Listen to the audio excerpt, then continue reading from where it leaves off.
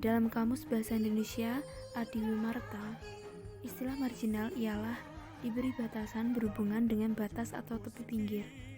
Berdasarkan istilah dari kamus tersebut, sastra marginal adalah sastra yang berhubungan dengan batas atau tepi. Sastra marginal selalu berhubungan dengan suatu wilayah atau daerah karena menyangkut suatu batas atau pinggiran. Menurut Sumardi, untuk menentukan posisi marginal kesusastraan, Sumardi mendasarkan pada, yaitu yang pertama, sarana pengucapannya, yaitu dari segi bahasa yang digunakan dalam karya tersebut. Yang kedua yaitu tokoh rekannya, yaitu tokoh rekan manusia Indonesia atau tokoh rekan manusia daerah. Dan yang ketiga itu permasalahan yang diketengahkan sebagai dunianya, yaitu permasalahan keindonesiaan atau kedaerahan. Atas pandangannya itu, Sumardi memberi contoh sastra marginal, yaitu Pengakuan Pariem, Upacara, dan Rara Mendut. Yang mengambil orientasi daerah atau sastra menghidupkan memungkinkan munculnya sastra marginal. Pertengahan hingga akhir tahun 1994 di berbagai surat ramai dibicarakan tentang keberadaan sastra pinggiran. Tentu ini berhubungan dengan batasan sastra marginal yang kedua, yaitu sastra yang berhubungan dengan daerah pinggiran. Pemicu pertama munculnya istilah sastra pinggiran adalah Eva Hardy. Kriteria apakah yang digunakan Eva Hardy untuk menentukan sastra pinggiran? Menurut Wibowo, kriterianya adalah persoalan-persoalan yang bersifat politis. Hal itu dikarenakan Eva Hardy seolah-olah membangkitkan persoalan dikotomi pusat daerah atau kota desa. Konsep sastra marginal menurut Agung Prasaja. Marginalitas pengarang pada dasarnya adalah proses kreatif mereka dalam menembus pasar sastra kanon. Proses kreatif awal dari seorang pengarang tidak menjamin dirinya untuk bisa memasuki patokan kanon yang ditetapkan para kritikus dan pembaca. Sastra marginal dalam konteks ini merupakan dampak yang tercipta secara kasar dalam sudut pandang ekonomi, menganggap bahwa sastra marginal muncul karena pengarang dituntut oleh kebutuhan untuk mengelola pernyataan material dan merefleksikannya pada model penarasian tokoh-tokohnya. 1. Sastra peranakan Cina. Munculnya sastra ini berhubungan erat dengan perkembangan masyarakat Tionghoa setempat. Pada awal abad ke-20, dengan perbaikan keadaan ekonomi di Hindia Belanda dan kebangkitan nasionalisme di antara perantau Tionghoa, lebih banyak buku yang diterjemahkan ke dalam bahasa Melayu.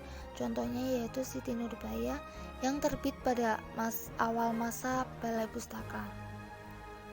Yang kedua adalah sastra Medan, yaitu salah satu tokoh yang terkenal di Sumatera Utara adalah Hairil Anwar.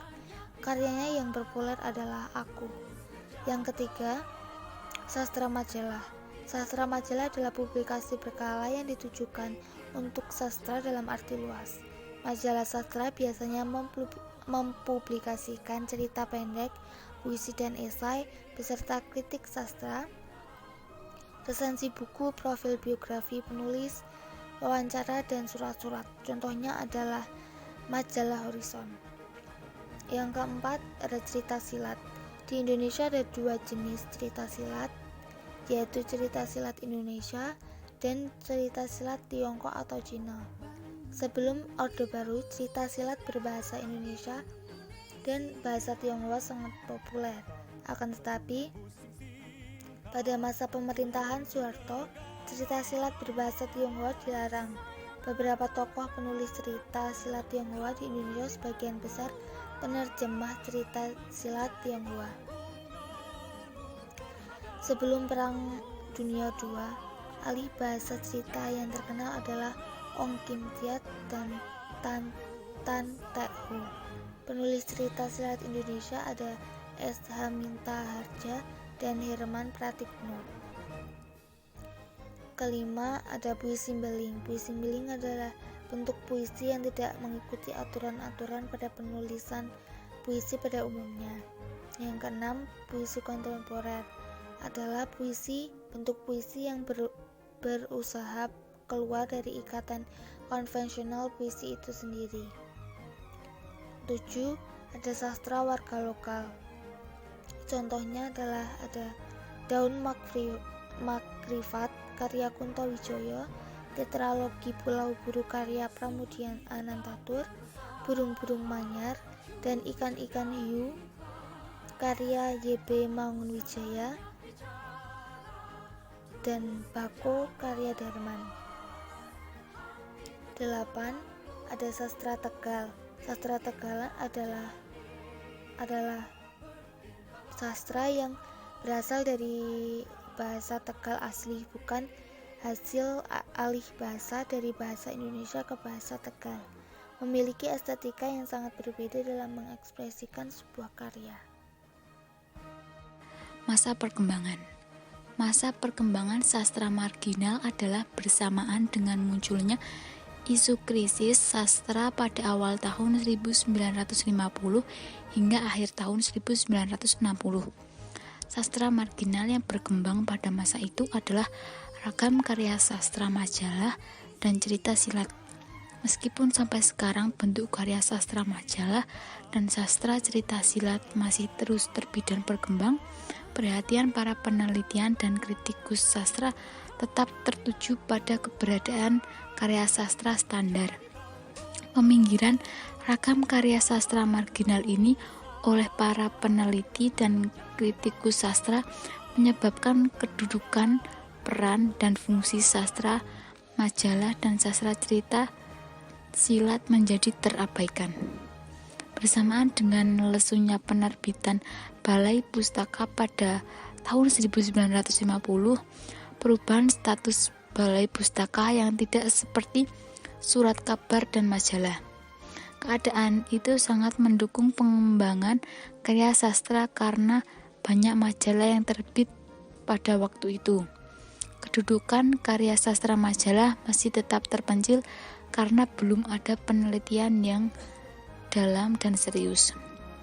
Setelah periode Rama tumbang dan digantikan oleh pemerintahan Orde Baru, mulai muncul ragam karya sastra yang berisi cerita-cerita silat. Begitu tema-tema perjuangan revolusi fisik menantang kaum imperialisme dan kolonialisme berakhir, pengarang mulai menggali tema silat lokal ataupun asing. Tema silat lokal selalu dihubungkan dengan keadaan masa silam bangsa. Masa keemasan sastra marginal dimulai bersamaan dengan munculnya beragam karya sastra pada tahun 1970. Pada tahun tersebut, banyak karya sastra seperti novel populer, puisi kontemporer, dan sastra legal. Disebut masa keemasan sastra marginal waktu yang paling banyak terbit dan berkembang aneka ragam karya sastra. Ada faktor yang memungkinkan tumbuh kembang suburnya sastra marginal. Latar belakang ini penting, artinya dalam melihat sejarah perkembangan sastra marginal pada masa keemasan tersebut. Hingga kini, banyak novel pop terbit dan berkembang tanpa diperhatikan para elit. Kedudukannya tetap terpencil, dianggap tidak boleh diajarkan di sekolah dan dipertentangkan dengan novel serius.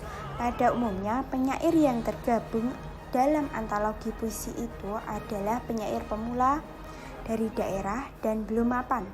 Penelitian yang serius dan mendalam terhadap ragam sastra marginal ini belum ada.